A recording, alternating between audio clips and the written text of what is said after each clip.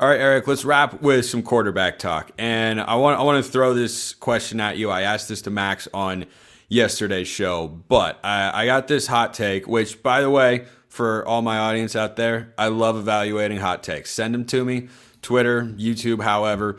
Judson said, here's my hot take. Oregon could go 8-4 at worst, 10-2 at best, with Moga starting at quarterback. Yep, I said it. What do you make of that, Eric? Like, I think the more you see him play, there's a chance some of the warts come out. But what we saw on Saturday really, really impressed me. I had him as my QB standout in my column. That doesn't mean I think he's the best quarterback on this roster. I still think Dante is. I don't think he's better than Austin, probably, ultimately, in terms of, I don't know, the passing parts are still concerning. I mean, this is a guy who's sub 50% out of high school in terms of completion percentage. This is a guy who really struggled last year in practice when I watched him. This the growth here, like, people want to rip on Will Stein for play calling and whatever. The development of Moga and the development of quarterbacks in general, like, a ton of credit to that guy. Just think about the growth we've seen. This is a guy who was like skipping target practice, like 20, 25-yard throws last year. He was skipping them in the dirt. He was missing it wide. He was throwing over the target. I mean, he was all over the place.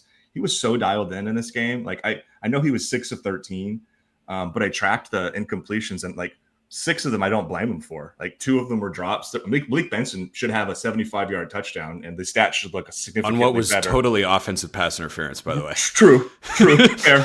But like, but also that flag rarely gets thrown in football nowadays. Like, and that's about as easy of a catch as you're going to make, and he didn't make it. And then there were 4 throwaways that were perfectly fine decisions, like good decisions that you want from a young quarterback. Like, let's not push the ball anywhere. We don't need it to be placed. Let's get it out of bounds. Let's go live to see another day. And then the last one was a kind of an iffy decision that was middle of the field that could have been maybe picked off, but it wasn't. I thought he was really accurate. Some of the completions were like, it wasn't, he's 6 completions, and it's not like it's the stereotypical what Oregon does offensively. Like, oh, it was just a bunch of underneath screen passes and dinks and dunks, blah, blah, blah. No, he was throwing the ball down the field to people. Like, he was fitting the ball into tight windows. Like, Cooper Perry also didn't hang on to what it was on the same play that he missed to Corian, but Cooper had what could have been a 25-yard completion that he wasn't able to finish the catch with. So, yeah, I came away feeling like 8-4, that feels reasonable. I don't know if 10-2 ceiling feels reasonable to me, but I think the other part is I think we'd be a lot more excited if the quarterback's allowed to run, because this guy's biggest skill set is he ran 10.49 in the 100 meters out of high school. We saw it last year a little bit. We even saw it. I know it was blown dead, but just the wheels when he, I think, was sacked by Mateo maybe, in that game, and then runs down the field, does a little hurdle move and all that. Like, this is a really high-end athlete. So, yeah, I think the good news if you're an Oregon fan is this won't be your guy. And I'm not saying that as any slight to him, but this is still very much a work in progress prospect. I think you've got to be really excited about what you saw here, but this probably won't translate to anything until 26 at the earliest, probably 27, because I don't think whoever wins the starting job is just a one and done here. I would be stunned if that's the outcome, to be totally honest with you. But I certainly came away feeling like, yeah, like if Luke Moga was called into action, like, they're not losing to most teams on their schedule. Yeah, I think there are a couple teams where it'd be tough, like going to Washington on the road, that environment, that game, and the stakes. That'd be a tough thing to ask him to win. Is Washington great? No. Are they bad? Also, no. I think they're probably a 7-8 win team this year. I think that going to Iowa and playing against that defense, boy, yeah, that would be tough. But to your point, Eric, he's so fast. Yes. If you were to go through and say who are the best athletes, speed, acceleration, agility, I think Luke Moga would be top 5 on the team. I think DeCorian would be in there. I think Devin Jackson would be in there. Maybe you have Naeem Offord too.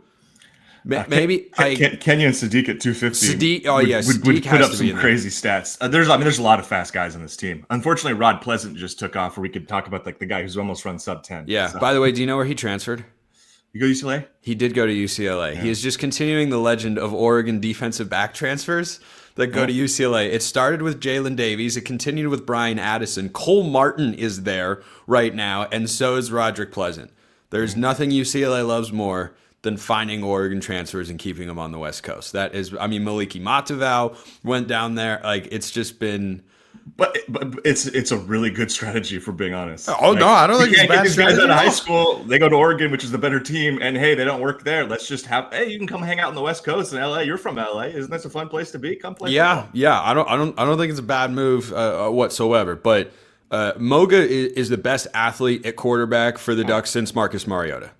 That's I hadn't like gone through the exercise, but when you were running through it, when you were saying top 5 on the team, I wasn't sure if you were saying top 5 like quarterback athletes Oregon has had. So I was starting to do the exercise, and yeah, like I mean, it's got to be Marcus. he'd Like, be up there too. I think you'd still put Marcus one, but like his athleticism is on a similar footing. Bo Nix was a really good athlete, Yeah. to be sure. That's why he was a 5-star quarterback coming out of high school, is the fact that he can move.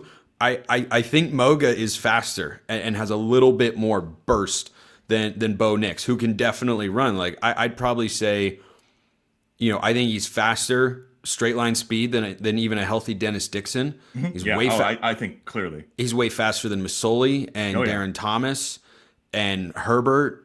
And again, I'm just talking speed, athleticism, agility, and whatnot. I think it's Mariota 1. I kind of think it's Luke Moga number 2. It's possible It's possible if you lined up those guys as high school seniors and had them run 100 meters, Luke would run faster. He was running 10.49. I don't know if Marcus. That's crazy. I know Marcus is ridiculously fast. I'm not trying to take anything away. I don't know if he ran track. 10.49 is like that's legit for anybody. Yeah, like, that's legit for anybody. I don't think Marcus ran track, but his 40 time was 4.45. Right. Which is why I'm saying it's comparable. Yeah. I mean, to put it in perspective, like Dylan Gresham looked really fast. Jared Mack and I were talking on our show the other day. He was an 11.3 500 guy. Like that's almost a full second slower than what Luke Like ran. that, And Dylan looked awfully fast there, running away from everybody on that slant. So, I just remember my first impression really of Moga was last year at the spring game when a bunch of backups were in. I think it was Hassan Ritter that ran for a long touchdown. He like Bryson Cobbins. Cobbins, yeah, that was it. He veered right, he cut back left, and the camera's following him going to the right as you're watching on TV to the end zone. And then all of a sudden, Luke Moga from like 20 yards behind the play just catches up to him to help him across the line. And I was like, whoa. He handed the ball off and stood there. How did he catch this guy? Yeah. He's like, what's the guy at the Braves game that does the oh, I know. the freeze. It's the freeze. Yeah, he's the freeze where the guy's like, yeah, I got a big, and then the freeze comes run. Luke Moga is the freeze. That might be his new nickname here on the show. But I did want to get your thoughts on the other quarterbacks too, Eric. Yeah. It was one of my biggest overall takeaways from the spring game was they all looked good. Yeah. Yeah. Like Dante Moore, I think is what we expected, which is why everyone's kind of like, yeah, he looked fine. Novosad, again, looked good. Like, he's taken another step forward.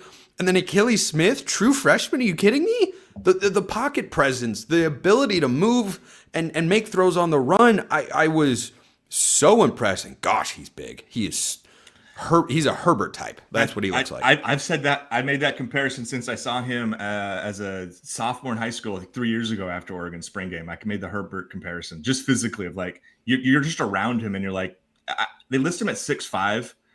I think he's taller than that. With the hair, obviously, he's like 6'10". I mean, you see photos with the big afro running around. The physical tools have always been there. I'm in total agreement. And like, let's be honest, he was dealt the most difficult hand of anybody because the offensive line they put in front of him had no chance against the pass rush. He was sacked like 3 times in 4 plays. Yeah, he got absolutely. And the most impressive part was what you talked about was the pocket presence. Was that like that didn't deter him? Like you could tell he was frustrated because he's got to be waiting his entire life for this moment. Being in Autzen Stadium, the place he watched, well, didn't watch, but the place his dad played. He knows all. He probably watched all the highlights, knows all the stories of all the things that have happened there. He's obviously been to many games at Autzen before, and you could just tell he really wanted to take the ball down the field and put it in the end zone. And his offensive line just wasn't going to let him do it. It just wasn't. That was just the facts of it. It was the offensive line wasn't going to let him do it. But you're right. Like the ability to rise in the pocket, to climb, and to make decisions, to hit Plug a couple times for conversions, and also to take off and run. And that was another thing. Like he's not Luke Moga speed. Nobody else on this quarterback room is even close. But he's athletic. He can make plays with his feet. So yeah, you saw a lot there.